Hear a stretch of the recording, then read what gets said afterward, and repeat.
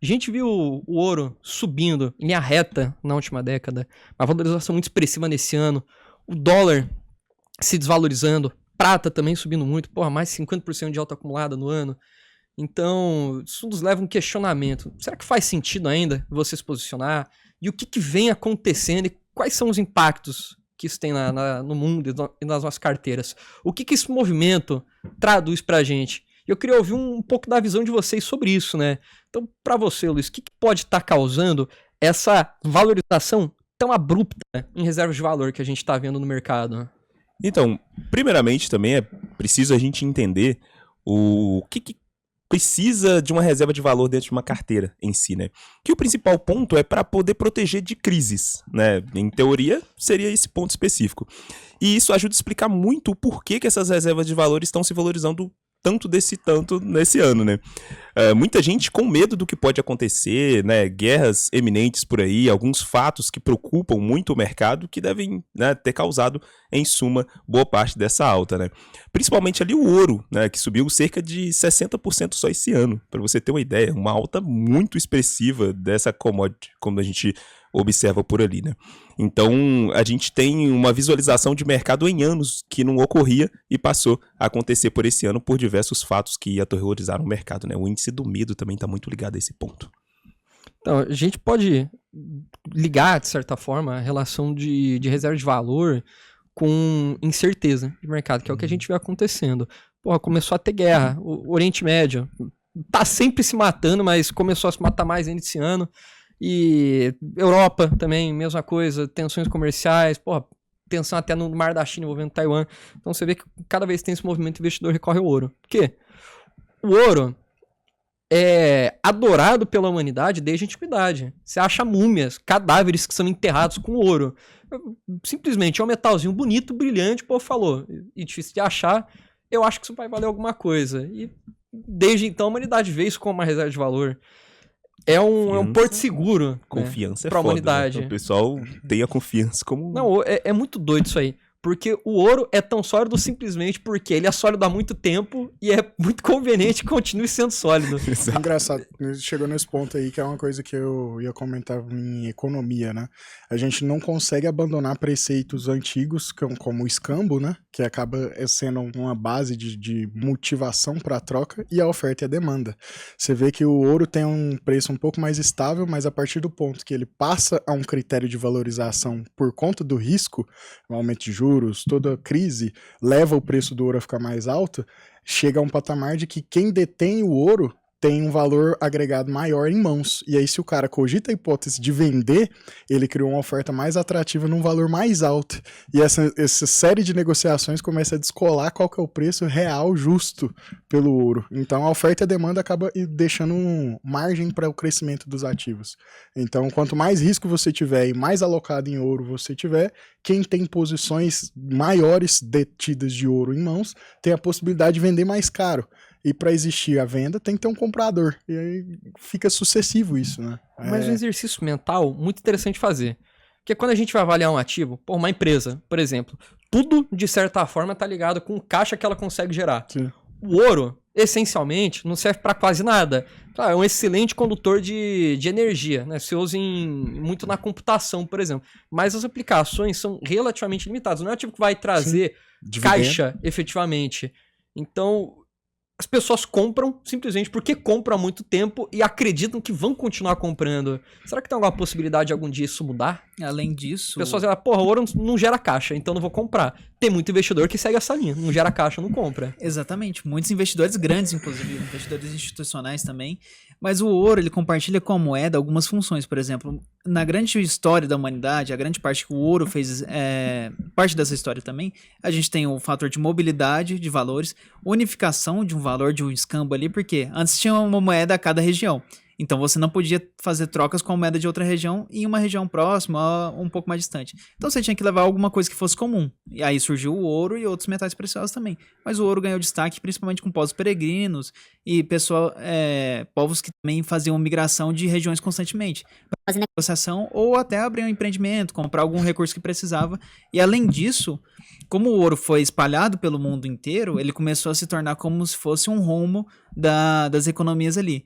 Todo mundo conhece o ouro, então o ouro ele pode ser trocável por algum item, por um trigo, por uma residência, por um empreendimento, por algum lugar, alguma coisa de valor nesse sentido.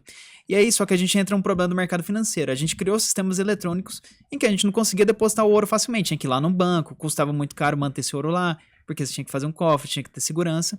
E aí começaram, por exemplo, os ETFs de ouro. Então a gente tem replicação do preço do ouro, a gente tem contratos de ouro que ainda existem na Bolsa Brasileira e pouca gente sabe. A gente tem também outras maneiras de se investir em ouro digitalmente, não só no ouro físico em si. E aí Roma, na antiguidade, começou a clipar as moedas de ouro. Você sabe essa história, né? Manda essa. Essa é boa, essa é boa. Antigamente, se usavam metais preciosos de fato para fazer as moedas. Então, prata e ouro, por exemplo. Roma estava passando por dificuldades, depois que chegou naquela ascensão do Império. Como era um modelo muito escravista, dependia da conquista de novas terras e, consequentemente, novos escravos para conseguir manter a economia girando. A base era, eu tenho aqui a legião romana, eu vou conquistar uma terra, vou escravizar as pessoas que estão nessa terra e dar para os meus soldados. Só que chegou uma hora que Roma encontrou barreiras geográficas. Chegou lá nos montes, na fronteira ali com a Rússia, chegou no extremo sul do Império, barrou no Mediterrâneo e não tinha mais terra para ir pro norte, né? Chegou ali um pouco na Grã-Bretanha. Então, a partir desse momento, vai para onde? Não vai. Roma parou de crescer, parou de rodar o motor da economia. Então eles pegaram as moedinhas de ouro e falaram, porra, e se eu tirar uma lasquinha de cada moeda e começar a fazer um monte? Aí foi desvalorizando a moeda, porque você tinha muito mais moeda circulando em si do que riqueza. E a concentração de metais preciosos ao longo do tempo foi diminuindo nas moedas. Então fizeram ligas cada vez mais diluindo o ouro. Meteu um latão ali no meio, um cobre junto com o ouro e com a prata, e foi diminuindo o valor das moedas. Que esse é algo que realmente não tinha um lastro em si, não teve uma geração de riqueza. Então é muito curioso esse efeito que aconteceu. Né? Sabe, que estudos que se tinham sobre economia? Pô, não tinha nada desses fundamentos e toda a base teórica que a gente tem hoje. A partir daí a gente criou a base do câmbio e do spread. Empiricamente, a gente Roma fez o spread. Roma também foi a primeira sociedade ali a emitir moeda, injetar moeda na economia, né? Curiosamente, isso aí era feito por outras economias depois.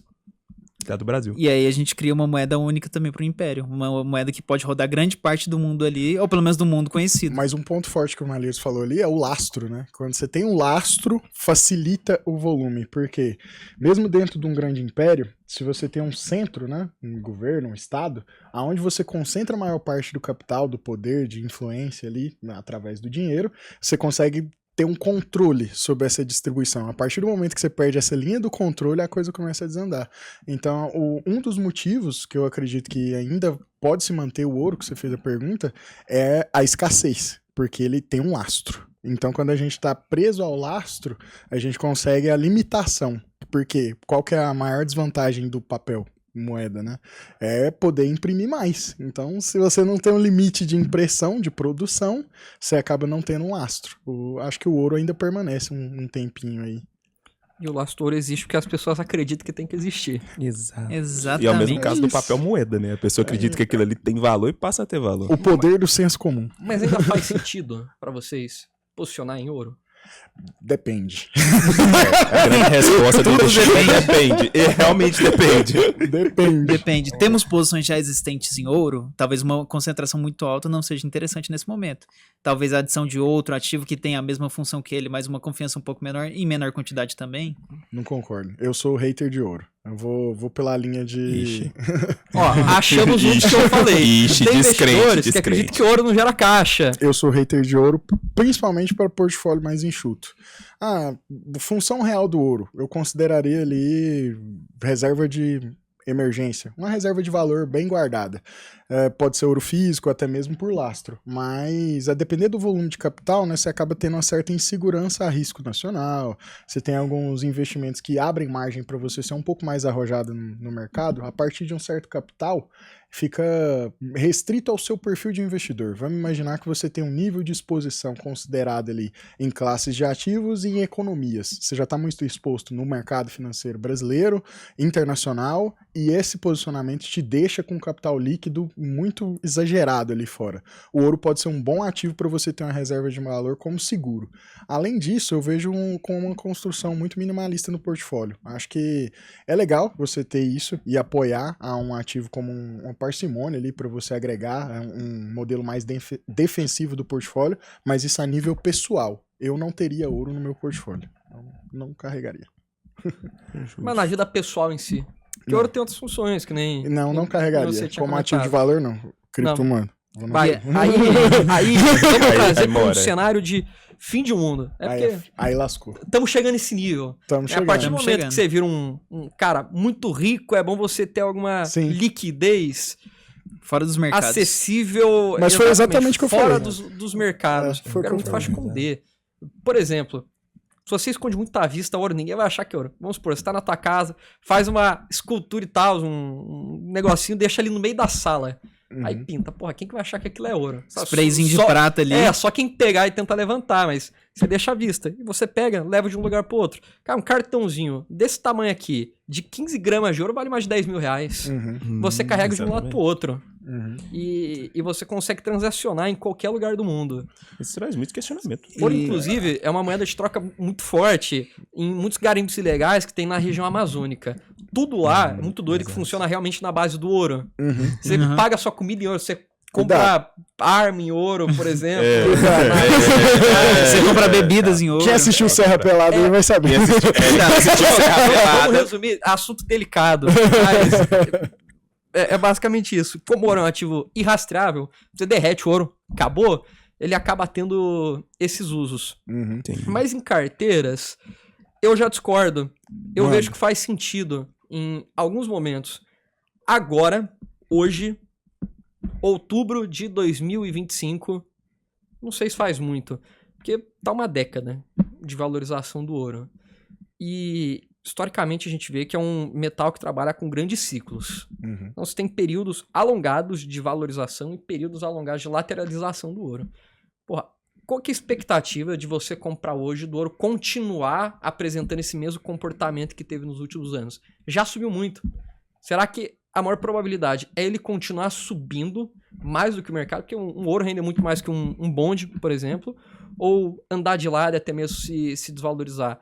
É um ativo anticíclico da carteira, ou seja, tende a ser descorrelacionado com os demais e andar em direções opostas?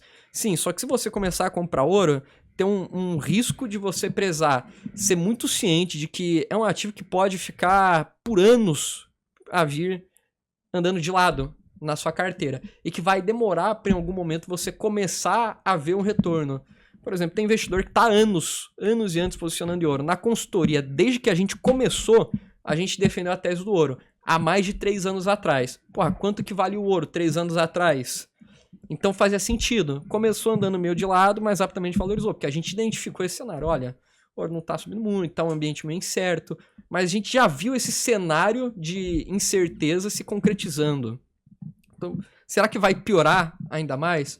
Porque se começar a melhorar a situação do mundo em relação ao que tem hoje, é muito mais provável que o ouro acabe não subindo tanto ou, muito pelo contrário, se desvalorizando. Sintetizando esse pensamento, eu vejo que essa janela para você se posicionar, porque você tinha um ambiente mais estável, pode ter passado. Porque a gente já tá no cenário de estabilidade, a gente já tá olhando pro ouro quando todo mundo tá olhando pro ouro. 3 anos atrás ninguém falava disso, hoje todo mundo se fala. Isso, vai. O ponto de alocação acaba sendo muito importante na carteira, né? Porque Exato. você precisa No de ouro, contexto. A gente acaba entrando no time, porque o longo prazo para vir um outro ciclo de valorização desse, Sim. pode ser daqui muitos anos. O que não impede de você querer agregar no seu portfólio um ativo que esteja descorrelacionado, você só tem que entender que você vai entrar num período que pode ser ruim. Você pode implementar técnicas ali de DCA e for fazer aportes recorrentes ao longo desse nível ali, num momento de baixa você começa a fazer aportes um pouco mais arrojados ali, nesse nível de ativo. A ideia do ouro, no final das contas, é ter um contrapeso de carteira. Em algum momento, não é uma questão de se vai acontecer alguma merda muito grande no mundo Sim. e vai valorizar. É uma questão de quando vai acontecer uma grande merda no mundo e aí você vai ter ouro no seu portfólio. Nesse momento que você ficou anos, e a gente não sabe quantos anos que você construindo essa posição defensiva, você vai ter andado de lá na sua carteira. Mas quando acontecer esse evento, um cisne negro que se fala, né, um período de maior turbulência, aí sim isso pode esperar uma valorização mais expressiva do metal. E aí a gente já linka o próximo assunto também, que seria o que tá acontecendo com o dólar, porque afeta diretamente o ouro. É o que eu ia falar. Quando a gente vê os Estados Unidos e o mundo, de certa forma, porque o que acontece nos Estados Unidos replicam no mundo e no Brasil também replicou, que seria um cenário inflacionário, onde a gente tem certezas muito grandes de mercado, ou seja, os Estados Unidos queriam industrializar, mas a China veio mais forte nesse ponto, e aí os planos não foram bem executados, e a gente criou inflação com isso, mas a inflação foi criada pela geração de alguns empregos no estado americano. E aí agora a gente vê um shutdown, que é uma paralisação do orçamento americano. Então a gente deve ver impactos ali na geração de empregos e até empregos já existentes. E a gente cria agora também um cenário de desaceleração e já começa ali um corte de juros. E aí a gente fica a pergunta, a gente ainda vai continuar na incerteza com o mercado americano ou a gente vai começar a olhar para ele com os olhos melhores? E isso tende a desvalorizar o ouro, porque ele é a fuga no mercado. Então, quando a gente olha para o ouro, a gente vê um contraponto ali do mercado americano, mas se o mercado americano começar a melhorar de fato, a gente vê que o ouro pode parar de se valorizar na velocidade que está, ou até mesmo começar a retrair o seu preço. Falando em mercado americano e dólar, manda o McDonald's. E no negocinho dourado também. O Arcos Dourado, né? Só quem assistiu. Comprado em dólar. Outro negócio saber, dourado né? aí que eu tô esperando. Fortalecendo a economia dos Estados Unidos aqui novamente. É tudo coca? É tudo coca. Cola. É tudo refrigerante de cola. Ixi, Eu vou vamos no na Dilma, sorte, hein? hein? Vamos na sorte. Quem pegar o Dilma vai me devolver. É, Lucas. Ó, tô com laranja aqui. Quer trocar? Eu tô no de uva. Tanto faz pra mim. Foi no de lá. Pra mim também. Tô de boa. Vocês gostam de Tá de quê? O meu é uva? híbrido. Olha um pouco de cada. É, mano, ele é o que ele quiser aqui. Ah, justo. Dá um close aqui no dourado. Boa. Esse Obrigado, Gabi. Esse dourado aqui é bom. Obrigado, produção. Sopa da Gabi, primeira Isso vez que que é eu tô uma tomando sócia. suco do McDonald's. Detalhe, Isso que é devido uma ao... sócia, Gabi, velho. Isso é uma, qual que é a Devido ao chance da gente protesto do meter uns episódio petiscos anterior. no lucros líquidos também? é uma solicitação formal? É. A gente pode Ao vivo? trabalhar nisso aí. Nós tá ao vivo? Ah. Então corta. Corta não, tá ao vivo. Pô, tira ali 150 pila, 200 do orçamento de uísque e coloca os petisquinhos. Porra. Você vai ficar mais feliz sem whisky? Ô, Vai tomar White Essa é a Horse questão. com torresmo. Vai ficar mais feliz sem whisky? Royal Salu com batata frita. A questão é, vai ter aprovação pela maioria. Glen Morris com calabresa frita. mas e aí? E o dólar? Voltando ali. E o Um negócio legal, o Eric trouxe um ponto que quando a gente volta para uma estabilização de juros, é natural que o dólar também, que o ouro também comece a ter um arrefecimento ali. Então, é possível que você mantenha esses dois pesos em carteira e consiga ir equilibrando esses estágios. Então, se no momento que você está comprando ouro a um preço um pouco mais caro, e tendo ofertas diferentes ali em bonds e títulos que não estejam tão atrativos para aquele período, numa baixa de ouro você consegue fazer o contrapeso depois. Então você vem estabilizando o portfólio. O problema é o tempo. Então você precisa manter uma estratégia factível durante um tempo e entender qual ciclo do ativo ele vai performar um pouco melhor. Porque inevitavelmente isso vai acontecer. Exato, também. Mantenha a galera falando aí, bora. Um ponto... esqueceram do programa. Deixa eu cobrir a fala enquanto o pessoal come por aqui. Aí, ó, boa. E um ponto interessante também, né, que o Lucas chegou até a falar, e que vai muito de encontro à estratégia que a gente utiliza aqui, até mesmo na parte da consultoria, né? Que a gente faz a estratégia ali do contrafluxo, onde a gente não observa, né, não mantém os olhos no ativo onde está todo mundo olhando nesse exato momento, né? Tá todo mundo correndo para ouro. Por que a gente vai fazer um posicionamento muito grande em ouro? Por isso a gente faz um posicionamento de forma mais parcelada, né? Até mesmo seguindo um ciclo do DCA, né, o estudo que fala da constância de aplicação e a gente ir aplicando gradativamente dentro dos ativos para que ao longo do tempo a gente mantenha vários preços médios, várias posições ao longo do tempo e pega diversas janelas de posicionamento desse investimento. E é isso que a gente vem fazendo ali nos ativos, principalmente também no ouro. No caso, a gente já o fez. Se for Exato. pegar a proporção das carteiras da consultoria, a gente foi posicionando em ouro, há mais de 3 anos comprando esse ativo na carteira, e ele começou a se valorizar, que além do aporte que a gente foi fazendo, teve a valorização. Quando valoriza, o ouro passa dos percentuais que a gente determina no nosso comitê. A partir desse momento, a gente diminui, porque fala, pô, já tem muito ouro na carteira, não tem por que continuar comprando. Então é uma reação natural do mercado. Se você aplica isso com toda a carteira, a tendência é que você não tem que ficar pensando em timing de mercado. O investidor individual, pô, você tem que trabalhar, você tem sua vida. Não faz sentido você ficar preocupado, gastando horas a fio do seu dia, estudando sobre o mercado para tentar ganhar 1% ao ano a mais da tua carteira, enquanto você podia estar dedicando esse tempo, se aperfeiçoando na sua habilidade profissional e trazendo uma renda ativa maior para sua família. Nesse sentido, é muito melhor, se você tem um patrimônio mais consolidado, procurar uma opinião especializada de quem vive e respira mercado e vai conseguir pegar essas pequenas nuances do mercado. É muito princípio de Pareto. Se você, sozinho, estudar o básico, seguir uma estratégia e morrer com essa estratégia, vai ter os 80% do resultado com 20% de esforço. Aqui na consultoria, a gente faz o quê? Tem esses outros 80% de esforço para trazer esses 20% a mais de resultado. Basicamente isso, se você resumir o nosso trabalho aqui. Exato. Boa. Isso deixa muito estruturado também o pensamento de que seguir ruídos de mercado, ou alguma notícia mais pontual sobre algum ativo determinado, ou sobre até mesmo os Estados Unidos, que o Érico estava falando por aqui. Se a gente for observar os Estados Unidos, ele está passando por um momento mais difícil, né? Então, o que gera também a valorização do ouro por causa de um medo exacerbado ali da parte do mercado que acredita que os Estados Unidos vai parar de ser a supremacia, né, onde todo mundo concentra ali as partes das transações, o dólar ser a moeda comercial principal do planeta, né? Então, muita gente acaba seguindo por outras áreas, né? E o ouro é uma delas, né? E a gente, trabalhando e observando esse pânico por ali, é possível que a gente consiga aproveitar algumas oportunidades e não apenas se ligar ali a ruídos do mercado, notícias e afins, que cada hora o pessoal fala que é uma coisa que é a nova moda do momento, né? Mas vocês não acham um pouco assustadora a possibilidade de o dólar deixar de ser um pilar, basicamente, de toda a teoria de investimento que a gente tem? Porque, Sim. porra, no último século, um preceito, uma base de qualquer estrutura de portfólio o dólar é a moeda segura, é onde você pode levar os seus ativos porque é a moeda de reserva global. Se a gente vê realmente o movimento acontecendo, o dólar perdendo essa dominância no cenário global, deixando de ser esse porto seguro dos investimentos, a gente tem um preceito que norteia qualquer alocação caindo por terra. O que vocês veem nesse cenário? O que a gente faz se os Estados Unidos deixarem de ser esse ativo de segurança? Eles já perderam o rating AAA em avaliação de crédito. Exato. Já é um ponto preocupante. Acho que muita gente não percebeu o que isso realmente significa. Minha maior pergunta. Sempre que chega esse questionamento, uma pergunta que eu não consigo sanar, e é onde fica mais difícil de continuar a conversa. Perdeu o lugar pra quem? Pro Yuan? Pro Bitcoin? Pro euro? Partiu desse ponto, você já começa a ficar doido. Porque você fala, como? A resposta é bem mais complexa disso. Por quê?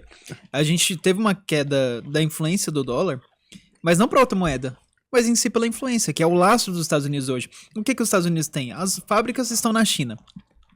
As produções vêm de fora. Eles compram muitos produtos, principalmente produtos naturais. Os iPhones, os carros também são produzidos lá fora, os projetos são montados lá fora por conta de custos. As empresas financeiras têm paraísos fiscais. Os Estados Unidos só detêm influência e as marcas. Então hoje, principalmente no cenário americano, a gente não vê uma perda ali do país perdendo uma fábrica, perdendo uma empresa. A gente vê ele perdendo influência. Então a Rússia sai do sistema SWIFT, a China vem tentando se dissociar completamente. Como ela faz comércio com o mundo inteiro, ela acaba utilizando o dólar um pouco. Mas ela vem cada vez mais tentando tirar a influência do dólar da economia dela, o que é um ponto muito importante, porque ela detém basicamente quase um quarto do mundo. E aí a gente vê os países também negociando com a China, principalmente o Brasil, aumentando as relações com a China, e com os movimentos do Trump, a gente perdendo algumas relações dentro dos Estados Unidos. Isso é muito importante porque essa é a fonte dos problemas dos Estados Unidos. A perda de influência deles resulta em vários problemas monetários que a gente vê com uma ameaça tipo assim, vou sair do sistema SWIFT, não vou negociar em dólar, vou negociar com a China. Às vezes nem quer sair do sistema SWIFT, mas quer negociar com a China em si. Então a gente vê essa perda de influência ali como os principais exportadores de cultura, exportadores de marca, exportadores de projeto e produtos de maior valor agregado ali dos Estados Unidos. E aí a gente vê um problema na industrialização americana que o Trump tentou resolver. A gente vê uma necessidade de criação de cargos de emprego dentro dos Estados Unidos, que foi movimentado muito pelos cargos públicos, e aí a gente teve um shutdown que paralisou esse orçamento por enquanto, então vários órgãos dos Estados Unidos não estão contratando mais, a gente deve ver o efeito disso. A gente vê isso exatamente. Saindo os dados do payroll, a gente pode ver outros relatórios também com setores específicos, principalmente industriais. A gente também vê uma inflação que estava alta até o momento, conseguiram controlar agora, começando a cortar os juros aos poucos. Mas os Estados Unidos ainda tá envolto num problema muito grande de influência e dominação mundial nesse aspecto. Então, talvez ele não chegue a uma década completa de dominação ali, que se iniciaria ali na Segunda Guerra. E talvez a China retome um pouco desse lugar e divida esse lugar por muitos anos com os Estados Unidos, como os países mais dominantes do mundo, e não só o monopólio ali desse domínio dos Estados Unidos. E se a gente parar pra pensar também, né, traz um questionamento específico também. Você já parou pra pensar que em 2008 o cenário em termos dos Estados Unidos era bem parecido disso, né? Beleza que a gente tava passando por uma crise muito maior, né, em termos de proporção, mas a desconfiança sobre os Estados Unidos era bem parecida. A única diferença é que não tinha-se uma China tão forte assim pra causar medo de que fosse assumir o lugar dos Estados Unidos. Então traz pra gente observar esse sentido específico. Será que tem esse risco real dos Estados Unidos realmente perder o posto de porto seguro do planeta? E a China poderia vir a ser esse porto seguro? Será? Porque a China ainda tem uma política que não é bem aceita pela maioria do mundo, né? Mas o mundo está aceitando por causa de questões comerciais, questões industriais, que é mais conveniente também, né? Às vezes não é nem sobre se aceita, mas forçar ou obrigar, não de forma bruta, mas de forma política, os países a comprarem dela, porque as fábricas estão lá. Então, se você quer um carro, você vai ter que comprar da China. Você quer escoar sua produção de alimentos, igual o Brasil faz, você tem que vender para a China. Só o mercado americano, eles têm acordos, têm mercados específicos, compram de outras pessoas. Mas se você tem um acordo grande com a China, você consegue vender uma quantidade muito grande de soja, por exemplo, igual a gente faz, carne, para países asiáticos, e a China abre uma porta para esse país também. Não só a China, mas os mercados em volta, e até chegando um pouco da influência no Oriente Médio, a gente abre mercados. Então o Brasil, por exemplo, fortaleceu seus laços com a China nos últimos 10 anos, e os mercados do Oriente Médio começaram a olhar para o Brasil, principalmente na indústria alimentícia. Então a gente tem uma influência ali meio que indireta nesses mercados também. Então a China, ela leva você para o Oriente, ela porta para o Oriente para outros mercados. E quando você vai fazer negócio com os Estados Unidos, às vezes você não tem um volume tão grande de vendas, e você não tem essa influência toda que ela pode te levar nesse ponto. Então você quer dizer que a China é um mal necessário. Eu quero dizer que ela planejou o aumento da sua influência. É um governo de maior prazo, né? Inevitavelmente a gente não pode deixar de dar o mérito. Né? A China Efeito de é longo uma prazo. empresa. É uma empresa, exato. A Isso, China não é boa um país, descrição, ela é uma boa empresa. descrição. Esse negócio, aqui frase polêmica, não interpretem mal, mas falando de uma forma muito esdrúxula, esse negócio de democracia não funciona direito. Por quê? Calma lá. Não dá pra não interpretar isso. Contextualizando. Você tem aqui nas civilizações ocidentais o modelo democrático, ok, funciona bem. Só que quando você precisar reagir rápido a qualquer mudança de ambiente, você não consegue. Você tem N grupos, cada um defendendo seus próprios interesses, que vão ficar tentando negociar com o outro para conseguir chegar num meio termo. Trazer um problema real. Taxa de natalidade. Cara, Europa tem uma taxa de natalidade de 1,8, 1,7 filhos por mulher. Cara, isso aí não repõe a população, basicamente, que teria que ser 2,1 uma taxa. Como que um continente inteiro, que é muito democrático, consegue se organizar de forma a reverter essa situação? O Aquaman saberia essa. O Aquaman saberia Aquaman essa. fala sobre Mas a gente já entra... Agora, a Exato. China, por exemplo, quando tava sofrendo com superpopulação, falou: não, é o seguinte, quem tiver mais de um filho agora tá fudido, basicamente. E quando o problema se tornou o envelhecimento da população, a China também conseguiu falar: olha, quem tiver 3 filhos ou mais vai ganhar um monte de benefício fiscal, vai ganhar auxílio pros filhos. Então eles conseguem reagir muito rápido a qualquer mudança que acontece. Não é o meu pensamento Beleza. favorito. Mas falando em modelos de critério e liberdade e tudo mais, né, fica um pouco complexo. Mas vou por outra linha. Eu acho que democracia tem lá seus defeitos, inevitavelmente, mas também tem suas qualidades. Para não tocar nesse ponto sensível, um método para ser substituído ali era ter uma meta. mesmo que trocassem o governo, tem uma meta a ser atingida, que independesse de partido, independesse de ideologia. Precisamos chegar em X PIB, X inflação, e essa vai ser a meta independentemente da troca. Tem uma meta base ali, e o próximo governo tem um cargo um pouco mais minimalista. Hoje a preocupação do governo é se reeleger na próxima se eleição. reeleger na próxima eleição. Seria um plano Então, como uma empresa tem curto, médio e longo prazo. Isso. Não, continuidade. hoje é como se fosse um CEO de uma empresa pensando, cara, eu vou ficar 4 anos aqui, eu tenho que mamar o máximo que eu puder dessa empresa. Calma lá. E quando der o meu período, eu tenho que botar alguém da minha confiança pra estar nesse cargo. Essa pessoa vai me colocar num cargo de diretoria, por exemplo. Se possível, alguém que Essa é a esteja me mentalidade devendo muito. Devendo Exato, se muito. for alguém que tá me devendo muito. Mas aí é a prova também, né? Você falou de um negócio muito interessante. Que se a gente for trazer pra parte dos investimentos, mostra o poder do longo prazo. A China é o poder do longo Acho prazo. que é o poder do longo É prazo. você seguir um plano, né? Estabelecer um plano por ali e seguir ele por longos períodos sem mudar. Foi isso que eles fizeram. Não mudaram de plano em momento nenhum. Dito isso, não tem nada a ver com ouro mais. Exatamente. Estamos falando de O dólar a gente esqueceu. Mas também tem a ver com ouro também. Voltando para os Estados Unidos, de qualquer forma, Boa. tem algo que nenhum número traduz, que a gente vê payroll, inflação, M1 da economia da moeda norte-americana, que é influência cultural. Lá, a gente está num programa no formato de podcast. Uhum. Da onde que vieram os podcasts? United States. A gente tá comendo o quê? McDonald's. Quando você chega em casa, você assiste o quê? Talvez uma série. Onde? Na Netflix. Ou Esse na vídeo Amazon. tá no YouTube, que é uma empresa norte-americana. Você gosta de fazer o quê? Normalmente, você trabalha para poder consumir, ter uma casa legal, conseguir viajar e dar um padrão de vida legal para sua família. Viajar pra onde? Pra Isso é Disney. o quê? Viajar pra Disney. Você quer realizar o quê? O famoso American Dream. A gente não pode ignorar isso. Não acho que vá mudar em algum momento a influência cultural que os Estados Unidos tiveram em toda a civilização ocidental. Porque com uma potência dominante durante o século XX, muitos hábitos de consumo de todas as famílias foram moldados com base em bilhões e bilhões de dólares de propaganda norte-americana e investimentos em disseminação de cultura. Disse alguém que nunca assistiu Karate Kid. Solta a Importante. vinheta. I'll never say. Gente, Ia ser muito mais complexo fazer essa mudança, porque é uma base muito gigante. a Né? China é horrível em exportar cultura. E eu A concordo com gente o não Malheiros consome também. nada deles. Sem nada. E tem uma barreira muito grande que é a mais linguagem. coisa Mão de obra. Culturalmente, Mão de em obra. que aspectos que a China influenciou os seus comportamentos? Bruce Lee. Nada. Bruce Lee. Exato. Você consome Jackie Chan. produto Eu compro Comportamento da China, não, eu mas penso que consumo tem que sim. lutar É a igual- resposta igual do Jackie Luiz. Chan. Consumo. A mão de obra da China, ela vem da ordem de alguém. Concorda? Uhum. A China é o Fala- white label do mundo. Fala alguém que não é dos Estados Unidos. Você vai pensar... Tem A gente, China é um- tem gente. Ela é um funcionário pica. Mas...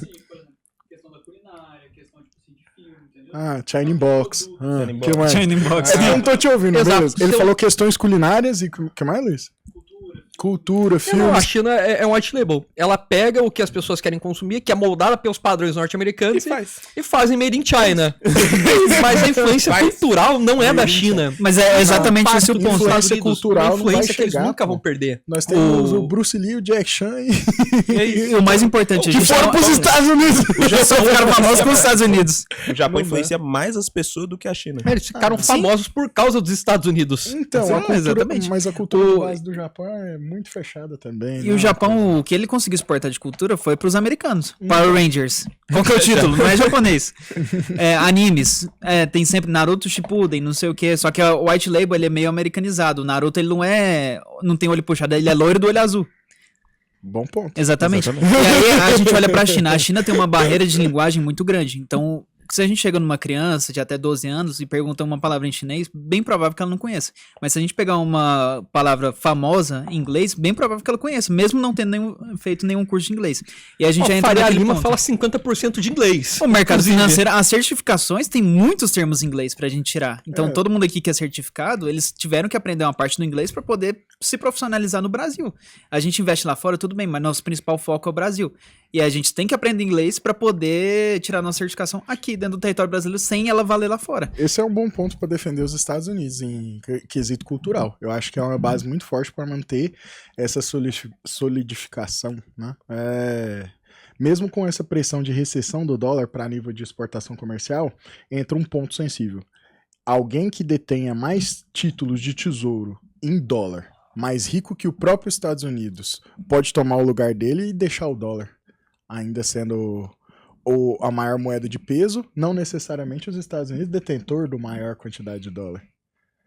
Mas eles controlam a impressão do dólar. Exato. Não tem maquininha. Exato. Mas não a maioria. Mas não a maioria.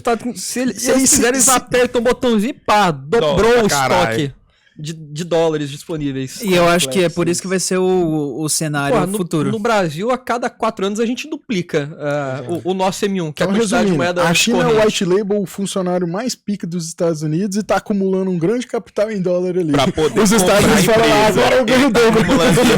Exatamente. Os Estados Unidos, eles detêm as marcas, vão continuar exportando a cultura por causa da linguagem, barreiras culturais e tudo que eles já influenciaram há 50 anos, no mínimo. E a China vai continuar produzindo os itens baratos. Então, para exportar para o mundo. E aí a gente tem essa dualidade de poder. Não que um vai acabar, não que vai entrar em desuso, mas o poder não vai estar concentrado em uma nação só. Então a gente não vai ter só uma nação chinesa controlando o mundo, e a gente não vai ter só os Estados Unidos influenciando o mundo todo pela sua moeda. A gente vai ter países fora do sistema SWIFT, como a gente já tem, e a gente vai ter produções fora dos Estados Unidos, mas que vêm com marcas americanas. Por exemplo, caminhonetes, Ford, Chevrolet, tem muitas partes chinesas. A Tesla usa a tecnologia da BYD. Aí a BYD veio da Tesla, a Tesla veio da BYD, eis a questão. Então, quando você exporta essa produção, a gente tem uma criação ali de dependência da China e da China com os Estados Unidos também. Eles dependem da marca para vender mais caro, mas os Estados Unidos dependem da produção deles para vender para o mundo. E um ponto interessante também, que a gente não falou, é da dívida dos Estados Unidos, a dívida pública. Tá cerca de 30 trilhões de dólares. Então eles têm um probleminha pra poder estar resolvendo por aí. Quem paga a dívida? Paga a dívida. O governo eles rola pra frente, tá tudo certo. Né? Beleza, Trump tem um plano. Que isso, Luiz? Quem sabe? Luiz fez comentário. Aspas. Olha o Corinthians aí. Fecha aspas. Olha o Corinthians. Pauta. Luiz é Santista. Olha qualquer empresa que tem recuperação judicial. Ninguém paga dívida. E se alguém começar a pagar dívida, o sistema financeiro começa a ruir, cara. A gente chega num ponto que a dívida fica tão alta que a pessoa que emprestou o crédito, que deu esse crédito de acesso para outra nação ou algo nesse sentido, já ganhou mais com juros do que com o próprio principal. Então ele quer que a dívida role mesmo. De hoje é construído na base de dívida. Sim. Se você acabar com a dívida, fudeu o capitalismo. Acabou a economia global, basicamente. Sim. Alô, FMI. É mais pra confiabilidade, né? A confiabilidade, quando você vai fazer o famoso cálculo de risco país, isso entra na conta também. O pessoal dá uma segurada. Entra, mas... Do poderoso chefão. Com peso. Vai lá, um amigo seu, Importante. pede um favor. Fala, vou te fazer um favor. Talvez um dia eu te cobre. A dívida é exatamente isso aí, no capitalismo que tem hoje. Porra, você sabe que tem um país te devendo, você deve pra alguém, mas esse país te deve de volta, outro país deve pra você. E aí tá todo mundo devendo. Tá todo mundo devendo pra todo mundo, então no final ninguém deve pra ninguém. A parada é ganhar nos juros e não pagar. Exatamente. O bom é que a referência é ótima. Se você pensar que a gente já teve por volta de 6 moedas, a gente é a prova viva como um país que não se paga a dívida, a gente só renegocia. Pra fazer um A arrematamento. gente pagar, vamos fazer o quê, pô? A gente tem sorte. Vamos invadir o Brasil? Por acaso? Pra fazer Mais de 2.000 km em linha reta. Pra fazer um arrematamento geral, é engraçado tanto que todos os pilares econômicos, eles voltam para conceitos sociais. A gente fica atrelado ao ouro e o dólar por senso comum e cultura.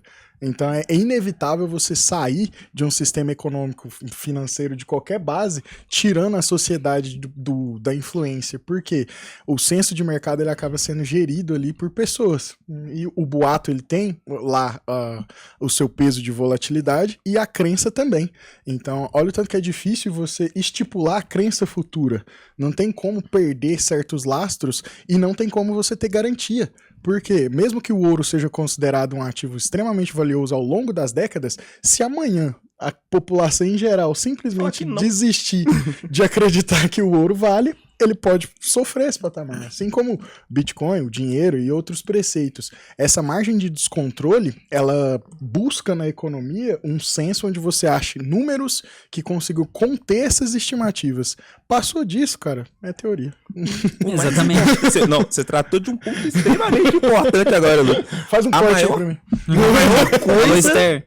Alô, A Esther. maior coisa Que corte, porra, de tá maior ao vivo? influência Desculpa. e a maior influência possível disso daqui, né, é a confiança. Sem a confiança não tem sistema financeiro, não tem moeda, não tem ouro, não tem nada. Se as pessoas deixarem de confiar que o ouro vale alguma coisa, que a moeda você pode trocar por alguma coisa, não existe sistema financeiro. Se o pessoal não tiver a confiança de que o banco ali, ele é o detentor ali da parte do dinheiro, que você pode pegar empréstimo, que você pode depositar o dinheiro lá, não tem sistema econômico. A confiança, ela gere tudo, né? Até na parte dos investimentos propriamente. Você só confia que tal dívida vai ser paga a tal data porque você tem uma confiança naquele investimento em específico. Até os fundos de investimento, eles trabalham na base da confiança. Você jogou o dinheiro lá, você vai ter uma confiança que vão gerir seu dinheiro da melhor maneira e depois de um tempo você vai poder sacar, descontando imposto de renda por ali. Exatamente. A prova de que os agentes econômicos começam a criar dinheiro é o multiplicador econômico. Então, o multiplicador monetário. Então, um banco ele pode criar um dinheiro com certo lastro, desde que esteja adequado dentro daquelas leis do país e que esse lastro ele sirva para ali para o banco ficar seguro nesse ponto. E aí a gente começa a criar as teorias da economia. Criar não, a gente começa a revisitar elas. Porque se a gente chega no século passado, a gente vai ver curva de Phillips e Blanchard, as visões do Blanchard sobre a curva de Phillips. Você tá inventando 3 palavras aí. Aí, ó, eu tô trazendo conteúdo econômico aqui Pô, pra tinha, gente. tinha que voltar com um conceito, vocês não foram dessa época, mas é do Jacan. Jacan, no começo do Lucros Líquidos, quando alguém fala um monte de tema complicado, explique. Explique, Ô, Jacan, explica aí. Calma que a gente vai explicar. O que é a curva de Phillips? É só uma relação ali entre a inflação e o desemprego. Iniciou com salários, mas passaram para a inflação. E aí o que acontece? Quando a gente bota expectativas, que são as crenças, são o que o mercado vê, a gente já complica tudo, a gente já muda os patamares econômicos, a gente já muda a relação do desemprego com a inflação. Então, a gente não precisa pegar conceitos complexos aqui, a gente só tem que entender que as expectativas afetam a inflação, o desemprego e outros indicadores macroeconômicos ali, como o indicador social, o indicador de vida, o indicador sobre a dívida da população. Então, tudo isso é, como é que eu posso falar? Afetado pela inflação e pelas expectativas que geraram essa inflação. Então, a inflação ela não só é um perfil, é um indicador que leva ao aumento de preços, mas também leva expectativas do mercado para aquilo ali. Então, quando a gente fala de crença e expectativas, a gente já começa a revisitar coisas que os economistas não conseguiram resolver no século passado. Que a base é a oferta e a demanda. Exatamente. Exato. Porque lá na história que o Matheus contou, quando você começou a splitar ali, dando um spreadzinho na moeda, fazendo ela perder o valor, um número maior de moedas comprava a mesma coisa. E aí você tem um conflito que você fala assim, então e se isso não tivesse acontecido? Naturalmente, você tem um nível de dificuldade para a produção de cada tipo de produto. O cara que produz batata tem uma dificuldade X, o que produz arroz tem Y. Se eles fossem fazer um escambo, naturalmente um número maior de batatas ia valer um volume menor de arroz. Eu acho que a gente chegou num ponto em comum aqui em toda essa discussão. A gente dá voltas e voltas e acaba sempre Não, oferta e chegando demanda. no mesmo lugar. A oferta em e demanda, princípios crença e básicos senso que comum. regem a economia e as trocas entre seres humanos desde que existe qualquer nível de organização em sociedade. Então, dito isso, tem algum recado para você deixar pro pessoal? Que Perfeição. conclusão que você chega com tudo isso? Primariamente, né, deixa eu fazer aqui inicialmente, sigam no Instagram, @luizmaide aqui. Né? Vocês estão falando baixo do jeito, pô. Segundamente, A SMR. a consideração por aqui também passa muito por você diversificar sua carteira independente do cenário, tá? Então, se você está começando a investir agora, está dando seus primeiros passos, né, é necessário que você tenha uma boa diversificação, né, a respeito da sua carteira, tanto seja ouro, seja um pouco de dólar, todos esses são ativos essenciais ali para a parte da sua estratégia, tá? Assim como diversificar uma parte de renda fixa, acredito que algumas pessoas têm uma crença de que renda fixa não presta, renda fixa, né, não faz parte de uma carteira de investimento, mas é sim, né, necessário para uma estratégia um pouco mais balanceada acerca disso. Então, tomem cuidado a respeito de algumas notícias sensacionalistas, tanto que o mundo vai acabar, tanto que os Estados Unidos, né, não serve mais para poder aplicar e que tem que sair do Brasil. E foque necessariamente nos seus objetivos e como a carteira de investimento pode atingir, né, pode atender suas demandas por ali. Sempre que a gente pega uma curva de tempo um pouco maior, a gente lida com as falácias do mercado. Crise geral, nada vale mais a pena e acaba ficando muito difícil de você entender onde você consegue entrar com esses preceitos. Hoje a gente discutiu aqui pontos específicos sobre ouro, dólar, e essas colocações ao longo do tempo a gente arremeteu a conceitos até filosóficos, né, de senso comum, crenças e oferta e demanda, né, a necessidade do ser humano. É muito difícil interpretar tudo isso num contexto geral. Então, o que eu trago de maior necessidade para o investidor é você tem que se colocar nesse contexto. Se você não sabe ajustar o seu contexto de vida para isso, você fica perdido. E fazendo o curso da UVP Escola, você vai aprender a se posicionar nesse contexto. Então, com a ferramenta certa, você vai conseguir preencher o diagrama e com o diagrama do Cerrado no seu apoio ali, ele vai te nortear para fazer esses investimentos. Passou de um certo patamar que você percebe que precisa de uma demanda um pouco mais incisiva ou um volume patrimonial que você valha mais trabalhando do que investindo, faz sentido também a UVP Consultoria. Se dentro disso tudo você ainda tem um caso muito específico voltado para a saúde financeira, a gente também tem o departamento de Wealth. Se você trabalha com agronegócio, você também pode encontrar na UVP Agro soluções para o próprio agronegócio e crédito. Então, é muito difícil sair do escopo da UVP e não encontrar a sua necessidade financeira. 360 investidor. E a gente tem um escopo tão grande de produtos que, mesmo falando esse tanto de produtos, a gente não finalizou os nossos produtos. Além da escola, da consultoria, do agro e de outros produtos que o Lucas citou e o Luiz também, a gente tem a UVP Analítica, que é o nosso site de análise de ações. Então você pode olhar os indicadores, os históricos, as curvas do lucro, das margens, tudo que você quiser tirar de curiosidade sobre a empresa tem lá. Nos fundos imobiliários a gente tem até um mapa dos imóveis, coisa que nenhum outro site tem. E a gente tem outras funções para ETFs, para investimentos internacionais. Então, toda dúvida que você que já é curioso, quer tirar, pode tirar por lá. E a gente tem um produto específico também. Às vezes você já conseguiu um patrimônio legal, mas está sem um aporte recorrente, está com uma bagunça ainda nos seus investimentos. A gente tem uma análise pontual de carteira para que você possa ver o que está acontecendo, a gente conversar um pouquinho sobre os pontos da sua carteira que você não está enxergando e a gente seguir dali com esse produto pontual te ajudando. Além da consultoria, que é o nosso desejo que você entre para ela. E um recado pro Edson que tá fazendo exame de próstata. Força, Edson. Chega. Pelo amor de Deus. Desculpa qualquer coisa. Desculpa, gente.